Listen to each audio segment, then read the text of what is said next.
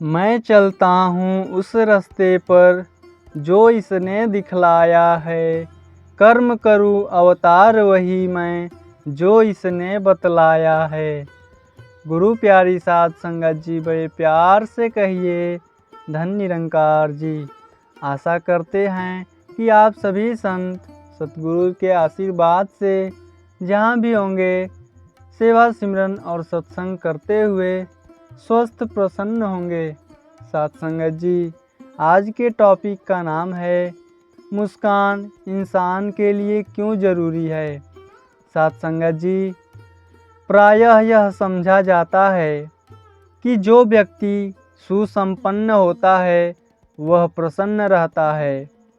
इस बात को हम इस शब्दों में भी कह सकते हैं कि जो प्रसन्न रहता है वह सुसंपन्न माना जाता है।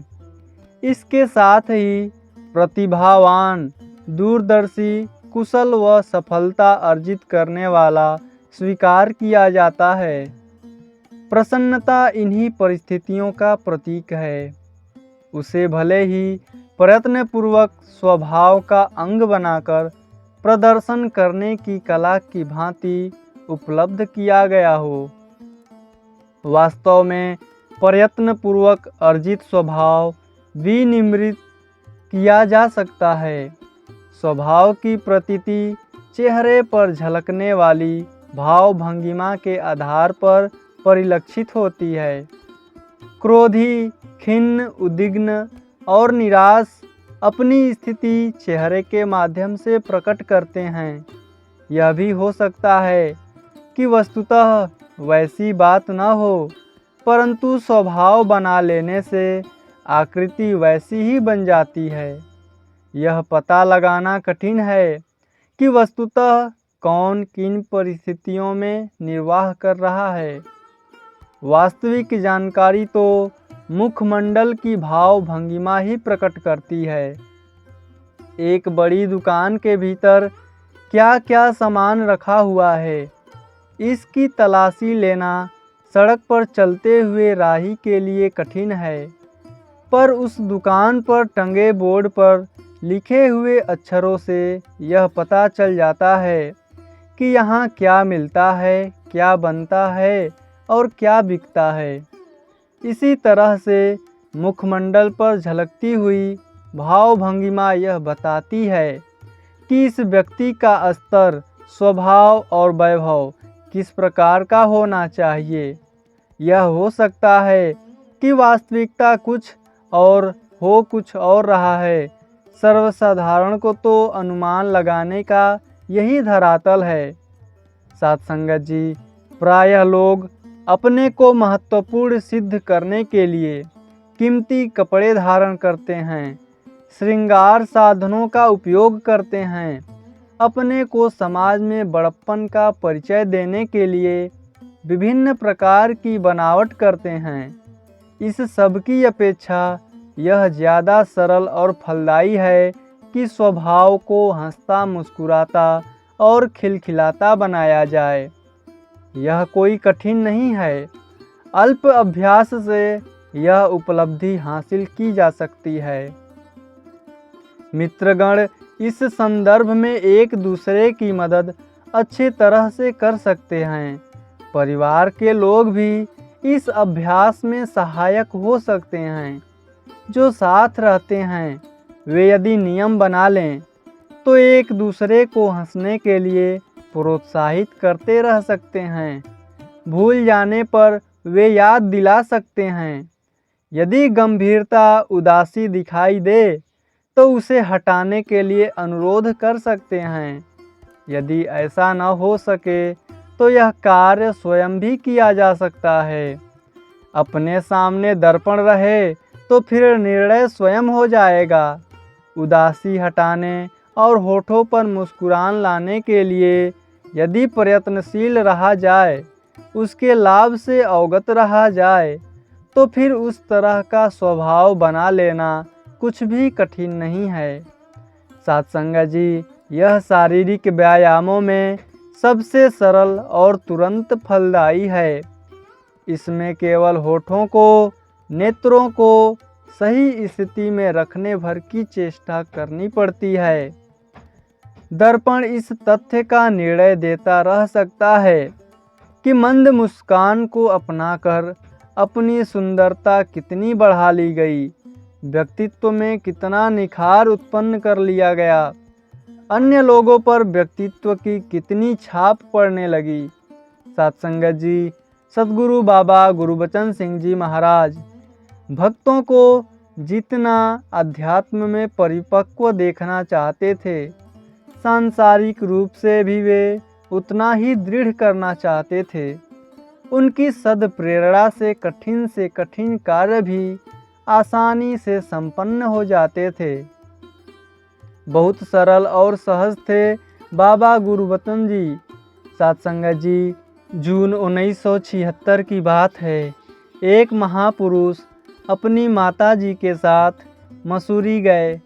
उस समय वहाँ सतगुरु बाबा गुरबचन सिंह जी महाराज और ममतामयी निरंकारी राजमाता जी विराजमान थे। एक दिन महापुरुष सतगुरु बाबा गुरबचन सिंह जी महाराज को नमस्कार करने के लिए गए तो बाबा जी ने महापुरुष से पूछा कि यहाँ जो पुराना निरंकारी सत्संग हाल है, उसके पीछे 4 कमरों की बड़ी सी टीन शेड है, क्या तुम उसकी छत पर पेंट कर लोगे? तो महापुरुष ने कहा, आप जी की आशीर्वाद से कर लूँगा जी। उसी दिन बाबा गुरबचन सिंह जी महाराज ने देहरादून से फ़ोन करके पेंट मंगवा लिए। अगले दिन लगभग 12 बजे महापुरुष टीन की चद्दरों वाली छत पर सीढ़ी लगाकर जैसे ही चढ़े तो सीढ़ी खसक गई। उसी कॉटेज में पूज्य महाराज सिद्धू साहब ठहरे हुए थे। आवाज़ सुनकर वे बाहर निकले और महापुरुष से कहने लगे कि ऐसे ही एक बार मैं चढ़ा था और हड्डी टूट गई। तो महापुरुष उनके चरणों में लेट गए और कहे कि दास पूज्य बाबा जी के आशीर्वाद से चढ़ा था, आप जी कृपा करो कि यहाँ पेंट करना है, यह सेवा ठीक से हो सके। सत्संगत जी, सिद्धू साहब ने कहा कि तब तो ठीक है, हो जाएगा, आप सेवा करो। वहाँ देखा तो टीन की चद्दरें धूप में तप रही थी। महापुरुष ने सोचा कि कल सुबह 7 बजे आ जाएंगे। सत्संगत जी, अगले दिन सुबह से ही पेंट करने लगे। वहाँ कॉटेज की एक तरफ सफ़ेदे का बहुत बड़ा लंबा पेड़ था। उसमें रस्सा बंधा हुआ था, जिससे कॉटेज की एक तरफ तो पेंट ठीक से हो गया, परंतु दूसरी तरफ रस्सा इस्तेमाल नहीं हो सका। नीचे पहाड़ की गहरी खाई थी। उस तरफ छत पर हम डरते डरते पेंट तो कर रहे थे, परंतु फिर भी लगभग 1.5 फुट की पट्टी छोड़ दी थी। सत्संगत जी, जब बाबा गुरबचन सिंह जी महाराज वहाँ आए तो उन्होंने देखा कि एक तरफ तो पेंट हो गया है और दूसरी तरफ 1.5 फुट छोड़ते चले जा रहे हैं। बाबा जी ने कहा कि पूरा नीचे तक पेंट कर दो, पूरा नहीं कर सकते तो छोड़कर आ जाओ। सत्संगत जी, महापुरुष को डर तो लगा, परंतु वे फिर सोचे कि सतगुरु बाबा जी का आदेश आ रहा है तो पेंट भी यह निरंकार ही कर रहे हैं, हम ताज़ा पेंट करते आ रहे हैं। सत्संगत जी, महापुरुष ने नया नाइट सूट पहना हुआ था। गीले पेंट पर चढ़े तो महापुरुष का पायजामा पेंट से चिपक गया और उनका सहारा मिल गया। पेंट के डिब्बे में हाथ डालकर कपड़ा पेंट में भिगोकर नीचे तिरछा लेटकर हाथ बढ़ाए तो जहाँ पेंट छूट गया था वहाँ तक हाथ पहुँच गया और पेंट ठीक होने लगे। दूसरी तरफ श्री संतोष सिंह जी बेटे उनके श्री त्रिलोक सिंह जी पेंट कर रहे थे। जब महापुरुष को देखा तो दूसरी तरफ वो भी गीले पेंट पर चढ़ गए और पेंट करने लगे। इस प्रकार पूरी कॉटेज की छत पर 5-6 दिन में डबल कोट पेंट ठीक से हो गई। साथ संगत जी, बाबा गुरुबचन सिंह जी महाराज ने भरपूर आशीर्वाद दिया और बहुत प्रसन्न हुए। बाबा जी दिल्ली के लिए प्रस्थान करने लगे तो महाराज को बुलाया और कहा कि थोड़ा पेंट करना बाकी रह गया है रसोई की तरफ। बाबा जी कहने लगे कि अब आपने छत पर नीचे उतरकर पेंट नहीं करना, रस्सा बांधकर बाकी सेवादारों को उतार कर पेंट करवाना है। सत्संगत जी, महापुरुष ने कहा ठीक है बाबा जी। बाबा जी सुबह 8 बजे चले गए तो महापुरुष ने सेवादार महात्माओं से कहा कि चाय नाश्ता दास कॉटेज से ला रहा है, आप सब पेंट करने में लग जाओ। थोड़ा सा काम है और लगभग 4 घंटे लग गए, सारा काम पूरा हो गया। तो साथ संगत जी, कठिन कार्यों को करना और करवा लेना उनका स्वभाव था।